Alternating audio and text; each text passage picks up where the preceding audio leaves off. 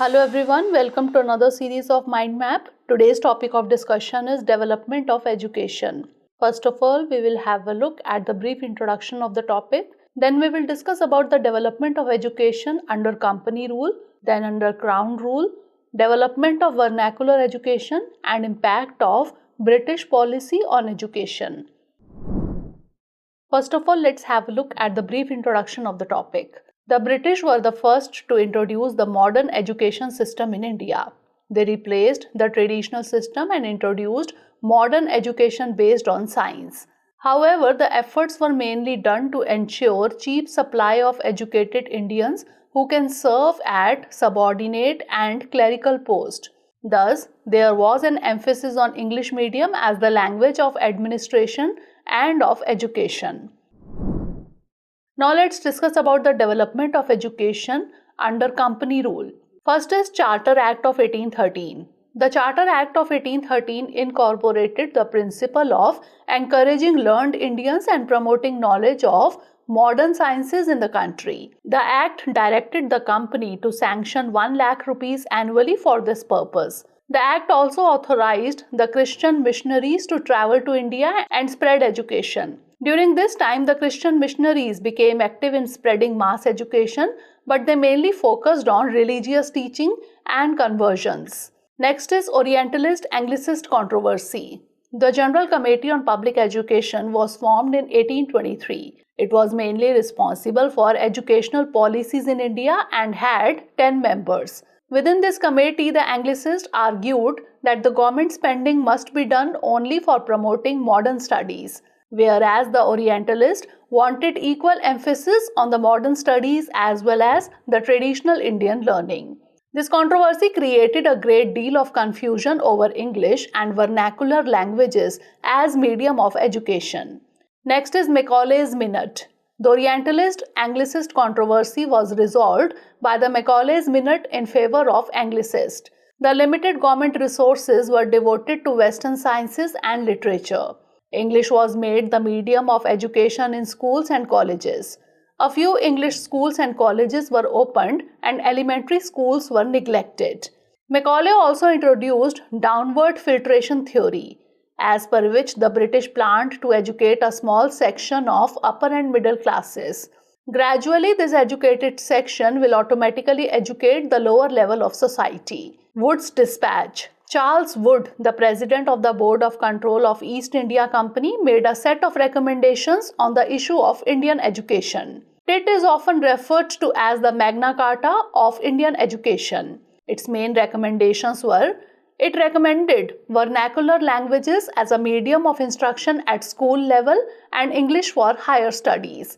It laid stress on women education and vocational education. Recommended a system of grants in aid to encourage private enterprise. Universities on the model of the London University should be established in big cities such as Bombay, Calcutta and Madras. At least one government school should be opened in every district. Wood's Dispatch led to the establishment of universities at Calcutta, Bombay and Madras by 1857. Now let's have a look at the development of education under Crown rule. First is Hunter Commission. Lord Ripon appointed a commission to review the progress made upon the recommendations of the education policy.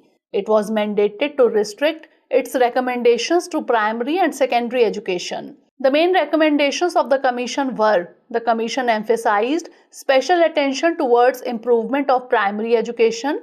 It also recommended that primary education should be imparted through vernacular languages. Transfer of control of primary education to district and municipal boards. Secondary education must have 2 divisions, one for higher education and another for imparting vocational skills.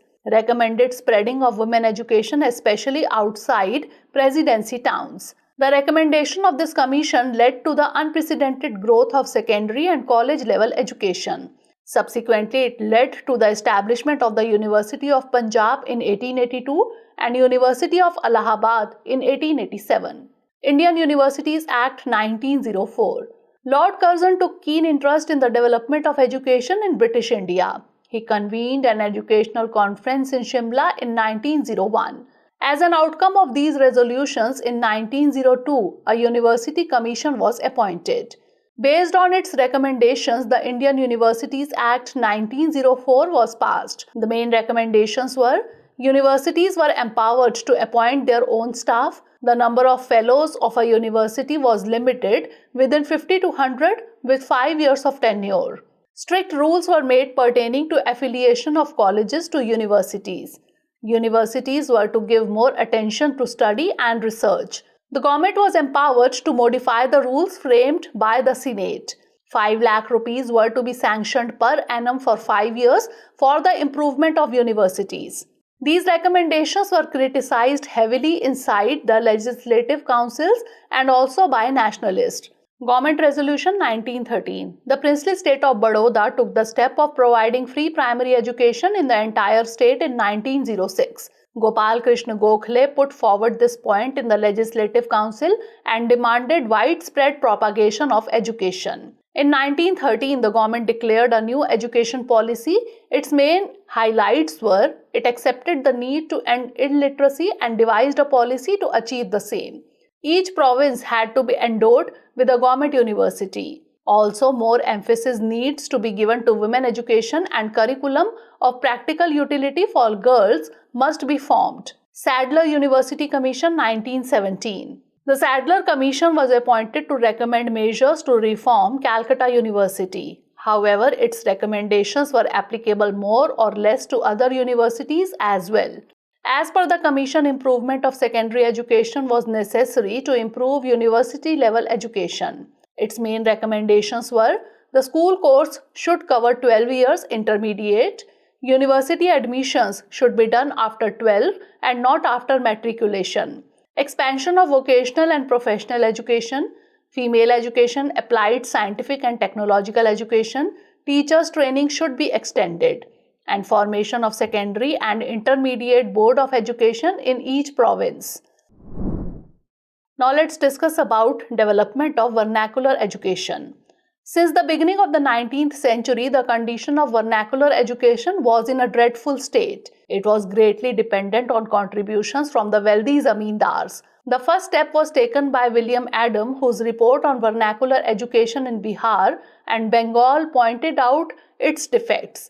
The Lieutenant Governor of the Northwest Province UP from 1843 to 53, James Jonathan, established government schools and schools for teachers' training for vernacular schools. In 1853, Lord Dalhousie expressed a strong opinion in favor of vernacular education. In 1854, Wood's dispatch made a few provisions for vernacular education which gave impetus to the cause.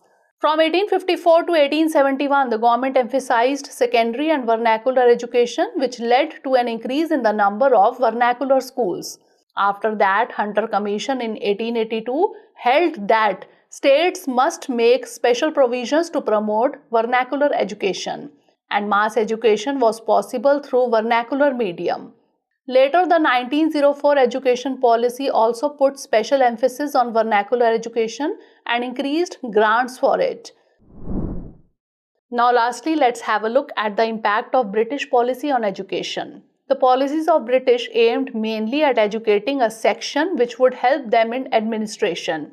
Although the efforts taken by the colonial masters to promote education were half-hearted, but it had a great impact on the Indian society.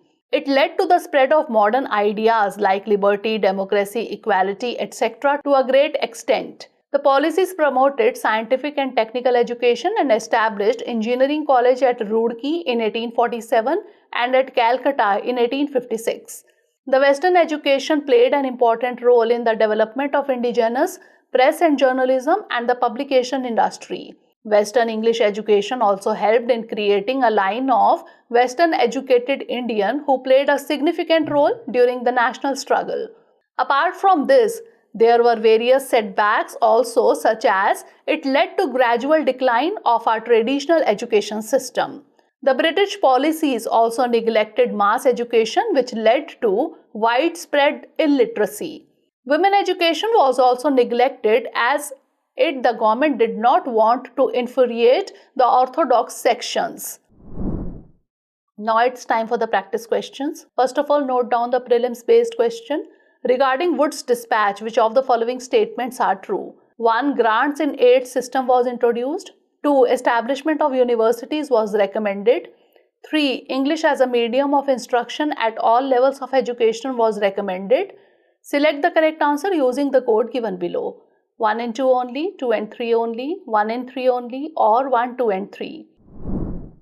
Now note down the mains question. Critically examine the evolution of modern education policies in India in the 19th century. So that's all for today. Stay tuned for the next episode. Thanks for watching.